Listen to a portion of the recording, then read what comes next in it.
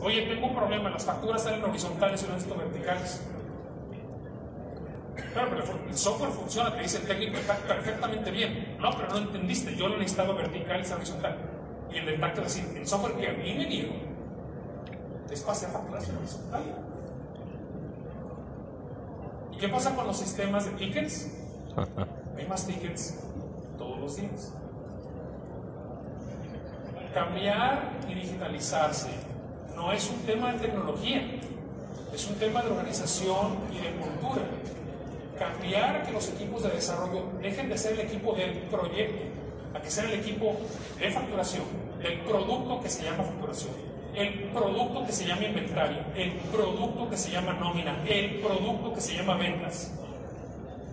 Y meter a esa gente dentro del equipo de ventas, dentro del equipo de facturación, dentro del equipo de nómina y hacer entrega continua les va a ayudar increíblemente a innovar, a ser ágiles y a digitalizarse de una manera efectiva. Cuando hablamos de entrega continua, aquí hablaba, ¿quién fue? Despegar, que decía que hacía 40 releases por semana, por día, no sé cuánto fue. ¿Sí? Nosotros en Amazon.com, para darles una idea, aplicamos un cambio a Amazon.com en promedio cada segundo. Cada segundo.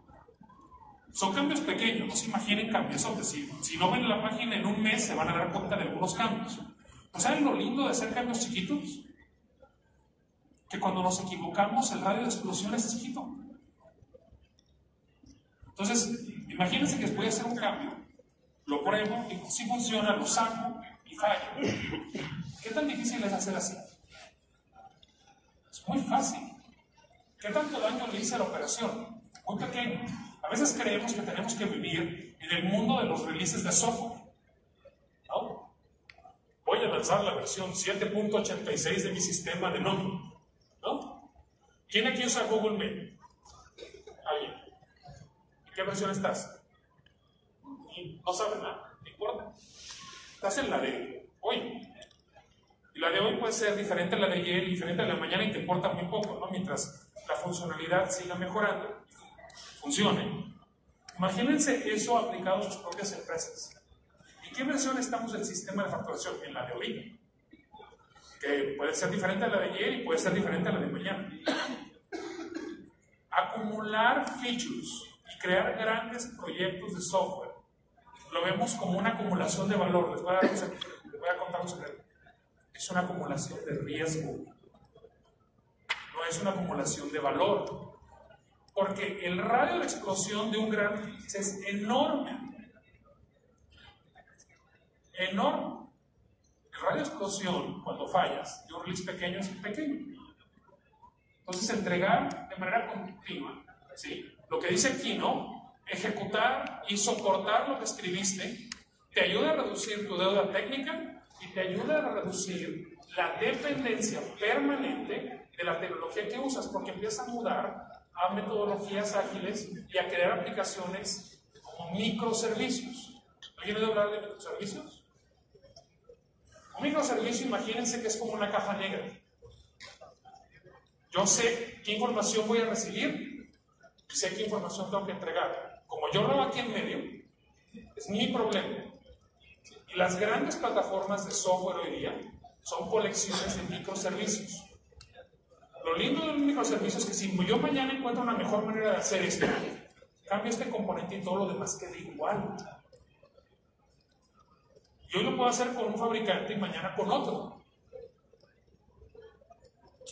Hay una increíble capacidad de agilidad dentro de este movimiento de proyecto a producto.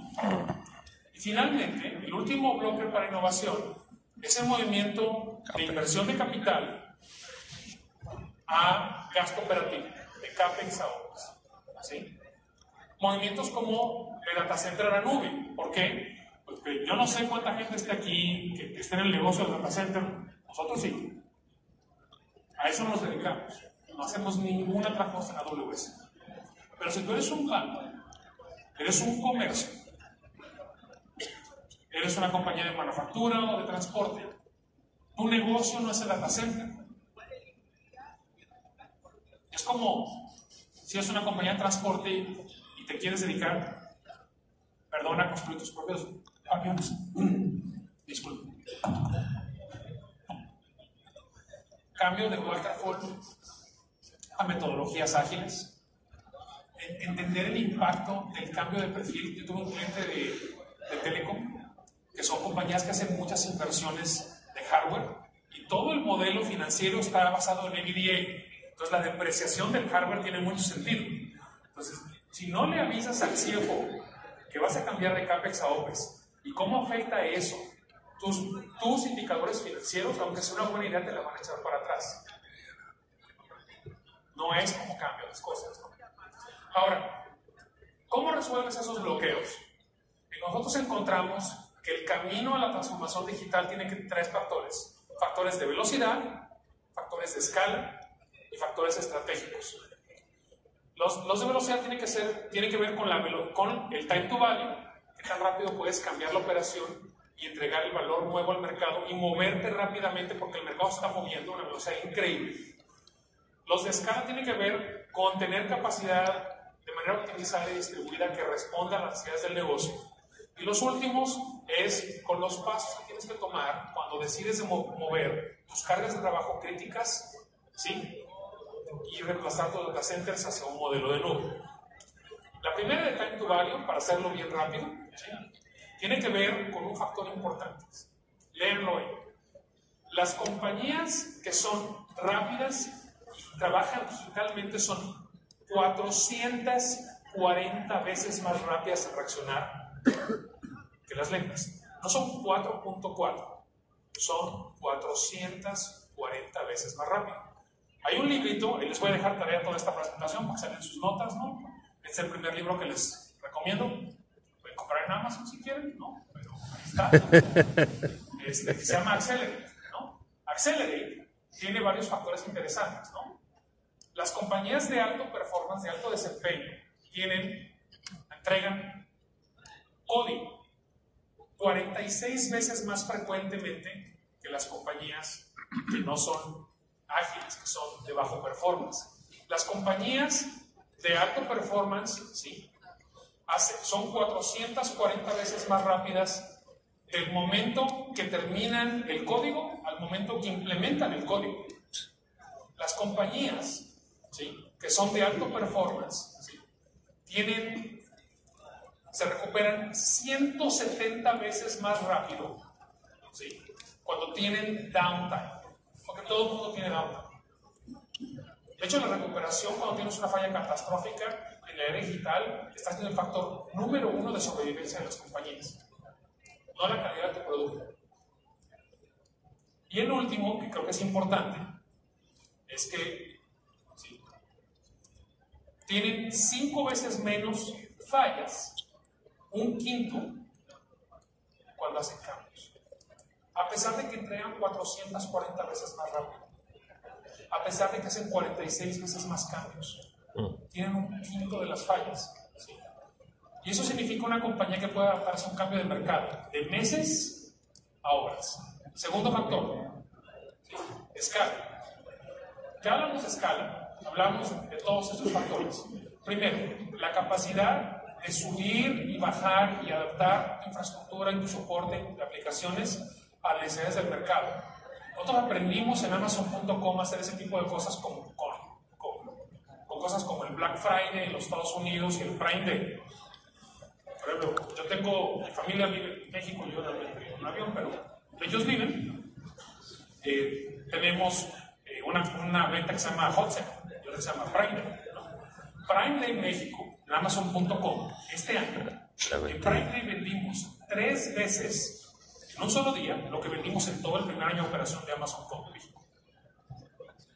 Pero es un día, necesitas subir la capacidad, y el día siguiente necesitas bajar la capacidad. La disponibilidad distribuida. A veces pensamos que la disponibilidad, la alta disponibilidad, tiene que ver con, tengo mi server duplicado. ¿Cómo duplicado? Si tengo un server aquí, en el mismo rack tengo otro. Es mejor que tener uno, pero no es alta disponibilidad. Que empezamos con disponibilidad distribuida, donde estás geográficamente distribuyendo tu riesgo. El costo optimizado en alta utilización. Típicamente las estadísticas dicen que el costo, que la utilización típica es donde se ronda el 30% del hardware. Cuando te vas a un modelo de cloud, andas en 70-75% elástico. Si cuando pasas el 70-75% creces, y cuando bajas de eso, bajas. Eso no lo puedes hacer en un modelo tradicional. Y la última, que es la más interesante, es una arquitectura nativa de nube.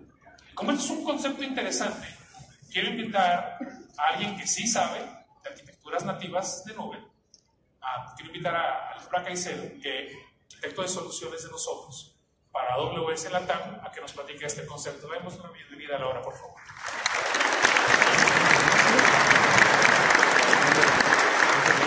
Principios bajo los cuales ustedes deberían comenzar a arquitectar sus aplicaciones. Estos principios, a medida que ustedes los van aplicando, deberían volverse prácticas, ¿ok? Entonces, para esto quiero hablar de las arquitecturas nativas de data center. Volvámonos un poquito atrás y recordemos cuando nosotros teníamos un rack perfectamente lindo, le poníamos un top of the rack switch, poníamos un servidor, cableábamos perfectamente desde el servidor al top of the rack y era nuestro querido servidor, ¿cierto? Ese servidor vivía por años ahí. Entonces todas las noches le dábamos la bendición y ese cable perfectamente cableado se volvía una telaraña de cables porque ese servidor iba a vivir ahí por años. Normalmente, si éramos de buenas, en 3 años teníamos otra vez presupuesto para cambiar. Si no, iba a vivir por ahí unos 5 años. Entonces cuando comenzamos a mover eso hacia la nube, tenemos que cambiar el paradigma. ¿Por qué? Porque esperamos migrar servidores y aplicaciones a la nube para tener agilidad y velocidad. Pero si no cambiamos el principio, no vamos a poder tener esa velocidad, va a ser ineficiente. Por eso, cuando hablamos o cuando Roberto hablaba de uno de los principales blockers de la innovación, es las finanzas, es porque tenemos que tener claro que la forma en la que compramos cambia. Yo ya no tengo por qué pagar cientos de miles de dólares el día cero y dinero que se me va depreciando por los próximos 3 o 5 años. Tenemos que cambiar y tenemos que ayudar a que finanzas cambie ese modelo y sea CAPEX versus OPEX, en donde yo pago por segundo usado al final del mes. Eso cambia el primer paradigma, en donde si quiero realmente comenzar a usar la nube, a que sea algo que me ayuda a bajar mis precios, necesito cambiar ese principio. Entonces, este es el primer principio que tenemos que adoptar. Pagar por lo que usamos el último mes en lugar de pagar o en lugar de adivinar lo que voy a consumir, ¿cierto? Porque eso también pasa. Dado que tengo 3 años y 5 años que voy a usar ese servidor, tengo que adivinar cuál va a ser ese uso. Volvámonos también otra vez un poco en la historia. El negocio me dice, tengo una nueva aplicación, como desarrollador la desarrollo y voy y se la entrego a operaciones. Entonces les digo, señores, IT, necesito un servidor y abro un ticket. ¿Y qué pasa? Espero. Toc, toc, sigo esperando. Puede que el señor de TI que aprovisiona los servidores esté afuera tomando un café, lo cual es totalmente aceptable, pero para mi negocio está siendo afectado. ¿Por qué? Porque tengo que esperar. Y si soy de buenas, es que el señor está afuera tomando un café. Si soy de malas, es que no hay hardware disponible para esa nueva aplicación. Entonces, la agilidad con la que yo entrego esa aplicación al negocio se ve afectada. Ahí es lo que llamamos el time to value, o qué tan rápido soy capaz de responder a las necesidades del negocio. Cuando cambiamos ese principio hacia cómo la nube nos permite hacerlo, yo comienzo a tener servicios o portales autoservicio en donde en cuestión de minutos ya tengo un hardware o una máquina virtual disponible. Pero muchos de ustedes están diciendo, ok, no solamente es el hardware, yo adicionalmente tengo que parchar el sistema operativo, instalar la aplicación, instalar las librerías necesarias. Entonces, por más que yo pueda entregar eso de forma rápida de autoservicio, igual como TI me va a tocar tomarme un tiempo para hacer el aprovisionamiento de ese hardware. Entonces, aquí se unen dos cosas. El portal autoservicio, donde yo hago una llamada al API, pero también un concepto llamado infraestructura como código. Cuando yo tengo infraestructura como código, yo soy capaz de entregar esa nueva hardware o esa nueva máquina virtual de forma automática e instalar todo lo que yo necesito. Entonces, este es el segundo principio, en donde dice, tenemos que tener catálogos de servicio en donde yo llame una API y que sea de forma automática. Tenemos que dejar de esperar y abrir tiquetes y esperar que el señor vuelva a tomarse un café, a simplemente ser capaces de rastrear cómo va el aprovisionamiento de ese hardware sin intervención humana. Eso nos permite, de nuevo, tener una agilidad mucho más rápida para entregar servicios a mis clientes. El tercer principio es, si mañana el negocio de ustedes quiere abrir en China, TI no tiene que ser una limitante. Tenemos que dejar de ser limitantes, ¿cierto? Y la idea de esto es ser capaz de crecer globalmente en cuestiones de minutos. Volviendo al principio anterior de infraestructura como código, si yo tengo absolutamente toda mi infraestructura en código, voy a ser capaz de implementar una nueva región sin importar, sea en China, sea en Estados Unidos, pero de forma automática.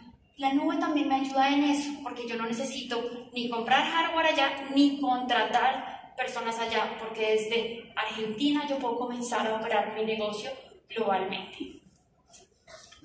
El siguiente principio es algo que ustedes conocen muy bien como las ventajas de la nube, y es la elasticidad.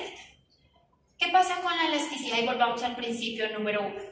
Nos daban presupuesto, yo compraba un hardware, el cual tenía que adivinar qué iba a pasar en los 3 o 5 próximos años en mi negocio, entonces yo sobreprovisionaba, ¿cierto? Porque es mejor que sobre y no que falte. Entonces, como yo provisionaba, el uso de mis aplicaciones en ese hardware llegaba máximo al 30%. Es muy común ver en on-premises la subutilización de los recursos. Es muy normal que ustedes abran su consola de vCenter y vean que sus aplicaciones están siendo utilizadas al 30%, al 20%, al 10%. Cuando nosotros cambiamos a un modelo de pago por lo que consumo, es muy importante tener alta utilización. Entonces, la nube me permite tener la utilización exacta de lo que mis recursos necesitan. Aquí estamos hablando de un radio de 2 a 1. ¿Eso qué quiere decir? Que si yo tenía 10 máquinas virtuales en un data center en on-premises, cuando migre hacia la nube debería tener 5. Ahora, no quiere decir que no sea capaz de subir a 20 o a 10, porque esa es la elasticidad real. Entonces, dependiendo del tipo de aplicación que yo tenga, voy a ser capaz de escalar y desescalar. Tenemos algo que se llama autoescalamiento con Machine Learning, en donde predictivamente predecimos cuándo sus aplicaciones van a tener alto uso y automáticamente, antes de que llegue ese alto uso, comenzamos a escalar y a desescalar. También muchos de sus negocios funcionan de 8 de la mañana a 5 de la tarde. ¿Por qué pagar por infraestructura de 5 de la tarde a 8 de la mañana cuando el resto de la gente duerme? Tenemos que ser capaces de apagar recursos cuando no los necesitamos. Y eso es muy importante aquí. Entonces, este es el cuarto principio, en donde apaguemos si no es necesario. Este es también el principio que nos dice, llevemos a la alta utilización a nuestros recursos, no más recursos usados al 30% o menos. Esto también se traduce en mucho ahorro de dinero. Si yo apago, si yo uso mis recursos efectivamente, voy a pagar únicamente por lo que necesito. Y no se preocupen por sobrecargas. No tenemos que usar el 30% de mis recursos porque es que de pronto esta noche o el 30 del mes llegan 100.000 usuarios más. Gracias a autoescalamiento, gracias a servicios como autoescalamiento predictivo o serverless, yo puedo escalar de forma automática sin necesidad de estar pagando o teniendo recursos por si acaso. El siguiente principio habla de código inmutable. Mi código no tiene que ser dependiente del hardware o del versionamiento. Yo no tengo por qué modificar mi código para que la nueva versión de Windows o la nueva versión de Linux sea compatible con mi código. Y aquí los microservicios o los contenedores juegan un papel muy importante, porque yo en mi contenedor simplemente empaqueto mi código, creo las librerías, los sistemas operativos, y me permite ser totalmente independiente del sistema operativo, del hardware. Sin embargo, aquí también hay algo muy importante, y es el tema de entregar código automáticamente. Yo tengo que ser capaz de, cada vez que mi negocio requiera una nueva funcionalidad, poder ponerlo en producción en cuestión de minutos. Amazon.com hace más de un deployment de código por segundo. Estamos hablando de números bastante importantes, pero esto me va a permitir que, si mi código no depende del hardware, yo pueda entregar versiones de código o funcionalidades en mi página web de forma, o en mi aplicación de forma mucho más rápida. Las instancias efímerales. Vuelvo a cómo comencé la aplicación, la presentación. Yo tenía un hardware perfectamente divino, ponía la bendición todas las noches, y ese era mi hardware con el cual yo tenía que vivir por los próximos 3 a 5 años. Aquí estamos hablando de instancias efímerales. Si la instancia no funciona, no más rezos. Yo simplemente apago esa instancia y subo otra. Las instancias tienen que ser capaces de subir y bajar independientemente de lo que esté pasando. ¿Por qué? Porque esas son el fin de mi aplicación, pero no significa que yo tenga que vivir con ellas. Los contenedores, ya dije que juegan un papel muy importante porque me ayudan a crear ese aislamiento. Y por último, las funciones lambda. Las funciones lambda, en donde realmente son serverless o sin servidor, no me importa qué está pasando por debajo. Yo doy un código y el código se ejecuta, pero yo no estoy pensando en qué versión está el sistema operativo. Muchas veces ni siquiera sé cuál es el sistema operativo en el que está corriendo por debajo. Y luego, ¿qué pasa si ustedes dicen, bueno, tengo una nueva versión de código, la voy a implementar y algo sale mal? En un mundo tradicional nos cuesta mucho tiempo y mucho esfuerzo hacer un rollback. La idea de estos deployments blue-green es que yo tengo ambas versiones corriendo al mismo tiempo. La nueva versión la estoy probando, pero adicionalmente si algo sale mal con esa nueva versión, la versión anterior la tengo lista también para hacer un rollback de forma automática. Entonces me permite comenzar a hacer implementaciones de código de forma mucho más fácil. Y luego simplemente versionar. Es uno de los principios cuando desarrollamos código, bien importante, y es versionar. Para resumir los principios de una arquitectura nativa en la nube que he venido hablando. Primero, cambiemos el paradigma, ayudemos a que las personas financieras de nuestras empresas cambien ese mindset de CAPEX a OPEX y que vean el valor de pagar únicamente por lo que consumen. Autoservicio, no tenemos por qué estar esperando por hardware. Y no solamente es autoservicio, acordémonos que es automatizar la implementación de ese autoservicio por medio de infraestructura como código. Poder crecer globalmente por default. Yo no tengo que ser un limitante si mi negocio quiere expandirse. Ser capaces de usar diferentes regiones para expandirnos o diferentes zonas de disponibilidad para poder tener HA y DR.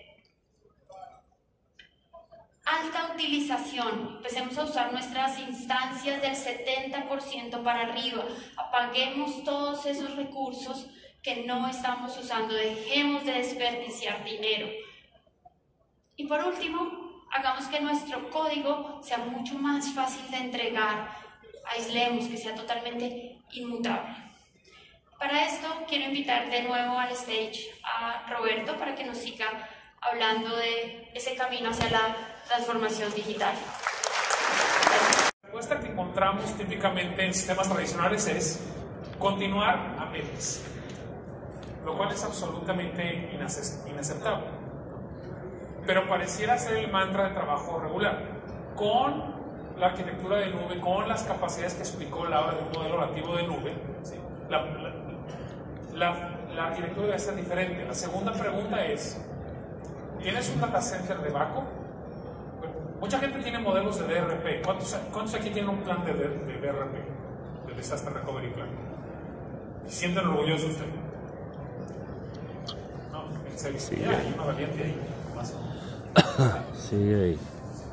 ¿Qué tan seguido le haces failover a tus aplicaciones en DRP?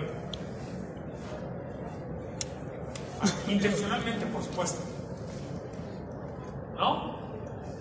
El otro día fui a visitar a un cliente de nosotros, una compañía muy grande en otro país, no sé quién es, súper orgulloso de que tiene su data center y tiene su DRP en otro data center. Y de hecho lo estamos tratando de convencer de que se viniera a la nube con nosotros, porque su equipo de marketing, sin pedirle permiso, de todos modos ya migró los portales con nosotros. Eso pasa con frecuencia y ustedes disculparán, ¿no? Le decía, no, yo tengo todo totalmente online y aquí no pasa nada. Me pasaba por su data center y tenía un botón rojo en la pared, imagínense, ¿no? Cubierto con una cajita de plexiglas transparente, ¿no? Le dije, ¿ese botón qué es? Es el botón de emergencia. Me dijo, cuando hay un incendio o una falla mayor, le aprietas ahí y entonces se baja todo el data center, sale el gas, todo el mundo sale corriendo, ¿no? Y hace failover. Le dije, o sea que, y levanté la tapita plexiglas, si le aprieto aquí no pasa nada. El hombre casi me arranca el brazo. Y pero tú tienes un gran DRP, me dijiste. Y después me enteré que no, su DRP eran ciertas aplicaciones con funcionalidad limitada por cierto tiempo. Realmente no puede operar en el DRP. ¿Sí? De los que tienen DRP, ¿cuántos de ustedes apagan todo un data center de un golpe? No más para probar. ¿Verdad que no? Entonces no tienen DRP. ¿Sí? La disponibilidad en el mundo de la nube no es un sitio o un rack. Es lo que se llama un teatro. Porque cuando trabajas en un sistema de nube público como el de AWS, tienes múltiples zonas de disponibilidad, están geográficamente separadas en diferentes zonas de elevación, conectadas a diferentes partes de la red, conectadas a diferentes conexiones con internet. ¿Sí? Eso es un teatro de disponibilidad. Y además encima eso tiene regiones, ¿no? Parte aquí, parte en Europa, parte en Asia. Hacer eso en sistemas tradicionales es increíblemente costoso y dificilísimo de hacer. En la nube se puede hacer. ¿Sí? ¿Por qué lo tienes que hacer? Porque esos cuentos de que aquí nunca va a pasar nada malo, nunca funcionan. ¿Sí?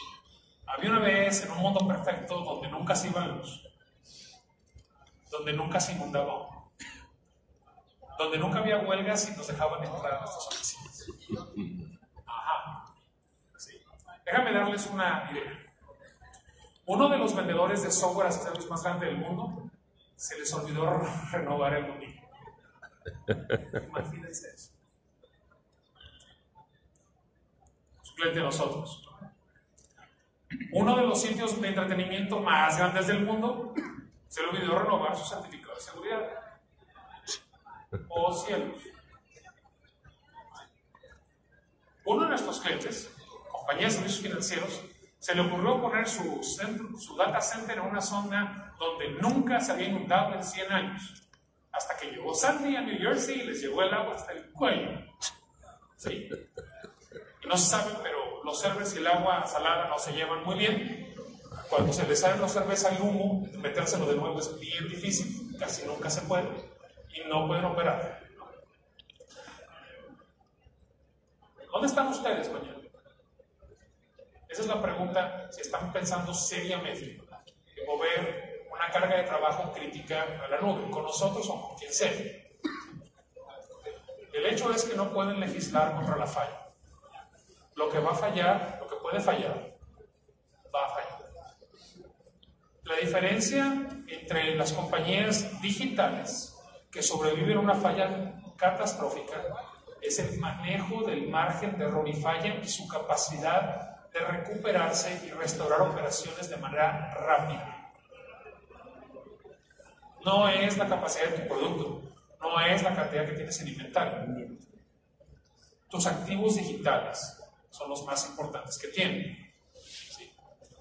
Entonces tienes que saber qué debe pasar cuando un sistema falla. ¿Y cómo te vas a recuperar? O sea, lo más chistoso de todo esto es que nuestros clientes, algunos de ellos súper exitosos y súper grandes, tienen grandes planes de DRP, más o menos bien estructurados, pero no saben cómo regresar.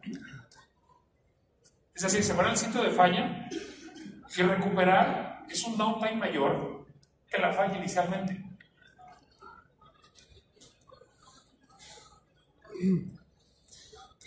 Más tarea. Hay un artículo gratuito que pueden buscar en ACMQ que se llama La red desconfiable. Se los recomiendo. Es un excelente análisis de los casos de falla de todos los componentes de un sistema complejo. Lo pueden descargar del web, si no, ahí viene el link y seguramente cuando pasemos las presentaciones del Summit lo van a poder ver. Pero es un excelente, es un artículo del 2014, no crean que es muy nuevo, pero es un buen artículo que hace un análisis detallado de todos los componentes que tienes que revisar si quieres tener un sistema de alto desempeño. Otra lectura, Drifting to Failure, un excelente libro que habla de cómo las cosas más pequeñas son las que causan los problemas más grandes.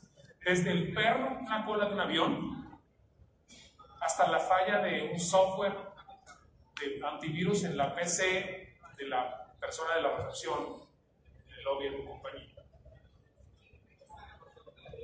Tengo un cliente en otro país que por ahí se metió en un típico, ¿no? Oiga, señorita, en la recepción de la oficina, ¿me ayuda a imprimir este documento? Mete el USB. ¡Uf! ¿Sí? Le toman la base de datos de clientes como hostage, ¿no? Y le piden ransom, tuvieron un ataque de ransomware. Le hicieron a pagar, estuvieron 11 días sin facturar, les costó $18 millones. Como las cosas más sencillas causan los problemas más grandes.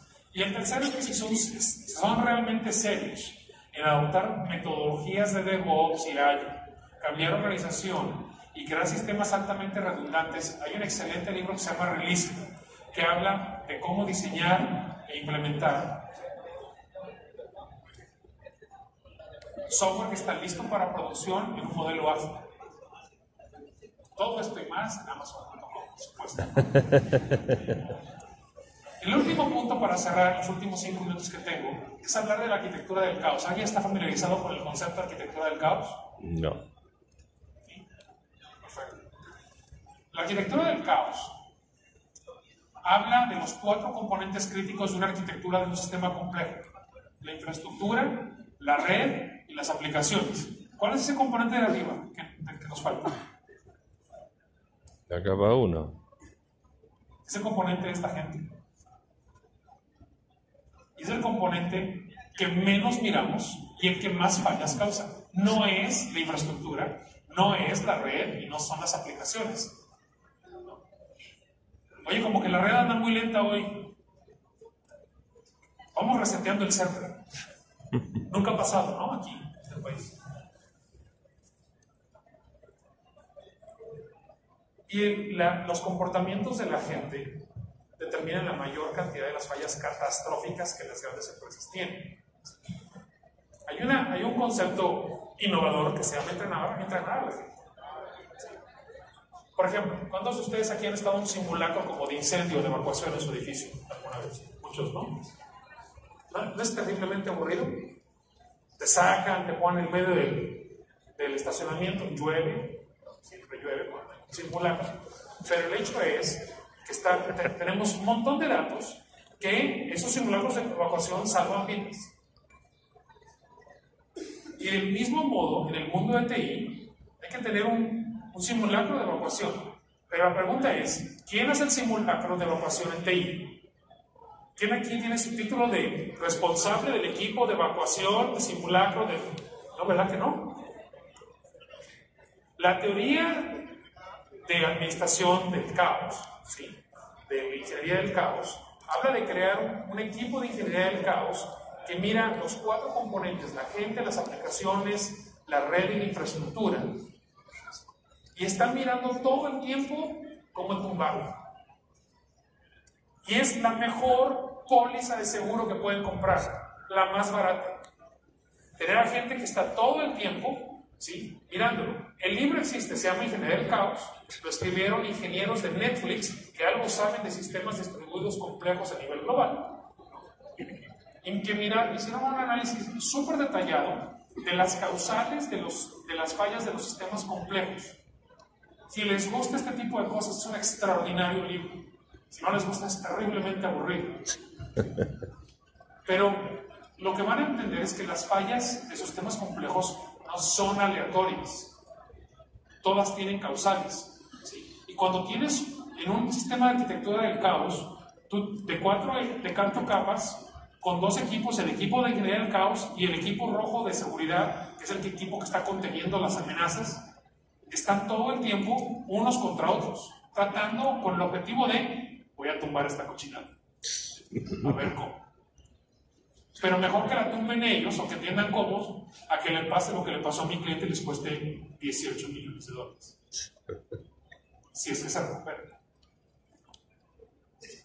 Al final del día, lo que la ingeniería del caos promueve es que las fallas de grandes sistemas completos son fallas de administración del margen de error, porque las cosas van a fallar.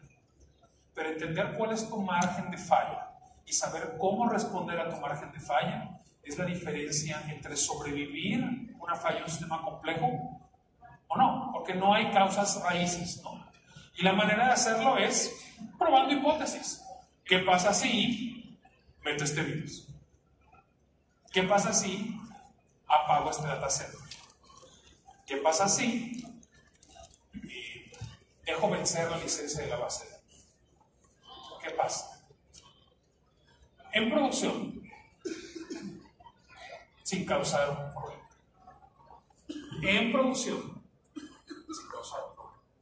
No estoy diciendo que lo hagan ahora, léanse esto primero, por favor, no lo van a decir después que el amor les digo que hicieran eso. La nueva visión de seguridad, hay excelentes recursos, ¿no? Hay un podcast de Todd Conklin que se llama sobre preaccidente, de preparación de preaccidente de TI, que les recomiendo que escuchen. John Ospo tiene un reporte que se llama el Stellar Report, lo pueden googlear y lo pueden encontrar. Y por supuesto el libro de Drifting to Failure de Sid Dedeker, que ya les mencioné, excelentes recursos para entender eso. Al final del día, para cerrar, cuando se trata de migrar aplicaciones de misión crítica a la nube, lo primero que necesitan es tener un staff experimentado. Inviertan en su gente. No le entran a ciegas. La segunda es: escriban aplicaciones robustas, microservicios, containers, aplicaciones que están diseñadas para vivir en este nuevo mundo de tecnología.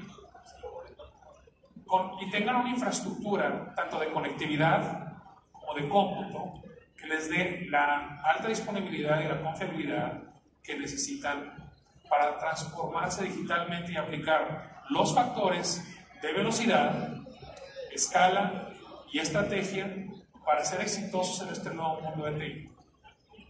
Así que, a nombre mío y de todo el staff de AWS, les agradezco la atención en la presente. Creo que ahora vamos a tener un break. Gracias por estar con nosotros. No se vayan, tenemos un extraordinario día enfrente. Tengan buen día.